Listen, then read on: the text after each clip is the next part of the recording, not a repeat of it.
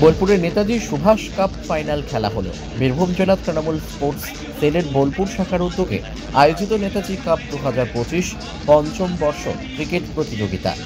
দেশনায়ক নেতাজি সুভাষচন্দ্র বসুর 128তম জন্মশতবার্ষিকী উদযাপনে নতুন মাত্রা যোগ করেছে প্রতিযোগিতার সূচনা হয় গত 6 জানুয়ারি।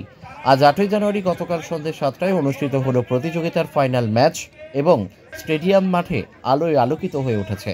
প্রচুর দর্শক ভিড় করেছেন এই ফাইনাল খেলা দেখার জন্য। সাংস্কৃতিক ও ক্রীড়ার মেলবন্ধন তৈরির উদ্দেশ্যে আয়োজিত এই প্রতিযোগিতার ফাইনাল উদ্বোধন করেন SRDR চেয়ারম্যান অনুব্রত মণ্ডল। উপস্থিত দর্শকদের উচ্ছ্বাস এবং প্রতিযোগিতার মান সব দিক থেকেই ছিল চোখে পড়ার মতো। অনুষ্ঠানের আয়োজকরা জানান, দেশনায়ক নেতাজির আদর্শ এবং যুব সমাজের উদ্যমকে একত্রিত করাই ছিল এই প্রতিযোগিতার মূল লক্ষ্য। নেতাজি কাপ ইতিমধ্যেই বীরভূমের অন্যতম আকর্ষণীয় ক্রীড়া ইভেন্টে পরিণত হয়েছে। সাংবাদিকদের মুখোমুখি হয়ে অনুব্রত মণ্ডল জানান, এই খেলায় মাঠ বেশ জমে উঠেছে। কাজী আমিরুল ইসলামের রিপোর্ট, এস নিউজ বাংলা।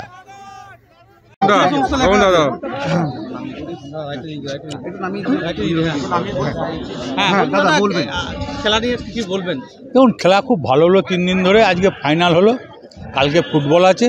সত্যিই মাঠটা জমে উঠেছে এবং খেলা বৃদ্ধি পেয়েছে।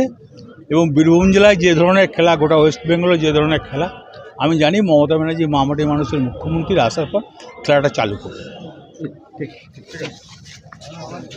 এবার চ্যাম্পিয়ন এবং ফাইনালের ভিড় সব মিলিয়ে আজকের আপনার ফিনালটা কেমন হতে চলেছে? খুব ভালো লাগছে এবং জুড়ে আমাদের টিমের সকল প্লেয়ারকে ধন্যবাদ জানাই যে আমরা সবাই বেঙ্গল ক্রিকেটে নেতাজি সুভাষ কাপ অনেক কোন জায়গাটায় দখল করলো। One of the best tournament of Bengal. তো খুব ভালো লাগছে চ্যাম্পিয়ন। অ্যাটমসফিয়ার, দর্শক কতটা মন কেড়েছে?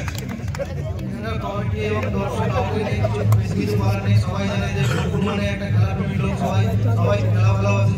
ফুটবল চাইবো যে আগামী দিনে যে এরকম